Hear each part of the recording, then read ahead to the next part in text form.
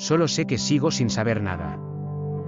Hay veces que uno se pregunta si es o no correcto pensar como Sartre, que el hombre está condenado a ser libre. Pero, ¿por qué hablar de condena para ser libre? En primer lugar, hay que remarcar que Sartre rechazaba la idea de Dios, de un ser superior que determinara el curso de la existencia.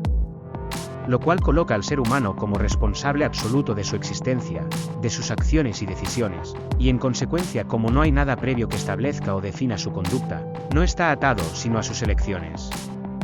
Así, atados a nuestras elecciones, nos encaminamos a elegir a los que conducirán los destinos del milenario Perú que nos cobija. Será una elección difícil entre dos alternativas políticas que cargan con un historial de hechos negativos para los peruanos. De modo que amerita poner en práctica una mirada filosófica y no política al panorama que nos circunda. Aceptar la recomendación de Nietzsche a los filósofos, en el sentido que nos abstengamos de leer los periódicos, para nuestros tiempos redes sociales y afines. ¿Y esto último por qué? Es que los tiempos de la política y los de la filosofía son diferentes. La primera solo atina a ver el presente recargado de demagogia con ilusionistas de la palabra. La filosofía, en cambio, está más interesada en conocer la verdad, distanciada, alejada de las ilusiones de la actualidad. Lo que apreciamos en el presente con el transcurrir del tiempo resulta algo totalmente diferente, es decir, el presente es el tiempo de la apariencia, el tiempo de lo dudoso con lo cierto, lo pasajero con lo permanente, lo falso con lo auténtico. La historia clasifica estas dos apreciaciones como hechos y acontecimientos. Los hechos es lo que se vive en el momento y que se va acumulado sin sentido. De ellos se encarga el periodismo, los informativos y todo lo que leemos en la prensa y redes sociales a diario. Estos hechos acumulados son recibidos por el lector sin jerarquización alguna, sin ningún orden. Si bien es cierto que los emisores de noticias los ubican con algunos criterios periodísticos, son demasiado genéricos para saber hacia dónde direccionan al conglomerado humano pensante, reflexivo. Los acontecimientos, en cambio, constituyen la suma de muchos hechos en los cuales está ocurriendo algo que no se identifica con ellos, que los traspasa, los trasciende. La jerarquización de los hechos llegará en el momento que tengamos en vista el acontecimiento al que pertenecen.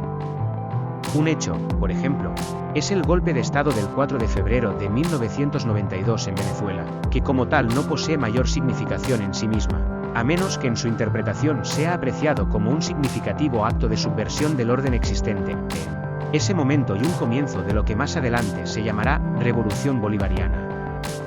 Resulta iluso imaginar que los participantes de este hecho hubieran podido reconocerse como iniciadores de ese acontecimiento, cuyas consecuencias siguen generando hechos lamentables hasta nuestros días, incluso hasta en nuestro propio y lejano país, donde una vertiente política castrocomunista pretende emular esos hechos caribeños.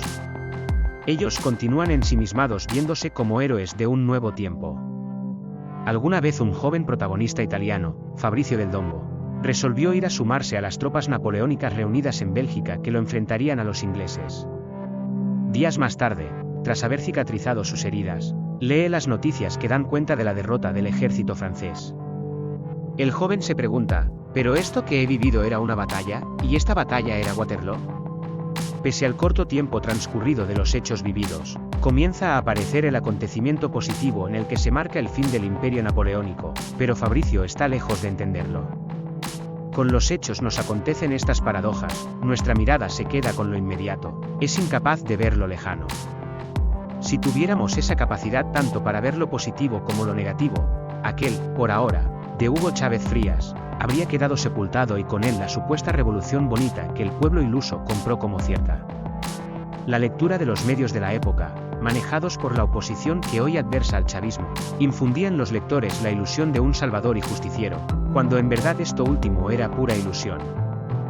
¿Cómo puede degradarse tanto un Estado económicamente fuerte en cualquier lugar del mundo? En lo social y económico hay por lo menos dos lecturas posibles, la de las dos tendencias, izquierda y derecha, que se enfrentan en la lucha por el poder. Mientras la política intenta apoyarse en conocimientos, estadísticas e informaciones, nunca termina de inclinarse ante el dictamen de estos datos, pues prevalece la voluntad de que las cosas se conduzcan en el sentido de la posición que se ha tomado. De allí que cualquier análisis histórico cae por su propia falsedad que nace de su trinchera política. El sistema democrático intenta que estas trincheras confluyan en procesos armónicos que vayan anteponiendo los intereses del pueblo de a pie como prioritarios. Sin embargo, los análisis son siempre optimistas y esperanzadores, pues todos están reglados en sus resultados por la exigencia de favorecer las propias posiciones y perjudicar las del adversario. Una pugna que se torna desleal y antipatriótica, en medio de un discurso nacionalista y demagógico para las tribunas, ya sea de derecha o de izquierda. Y en el medio, el pueblo esperando por lo que no se les debe. En suma, con la política apostamos hacia el porvenir.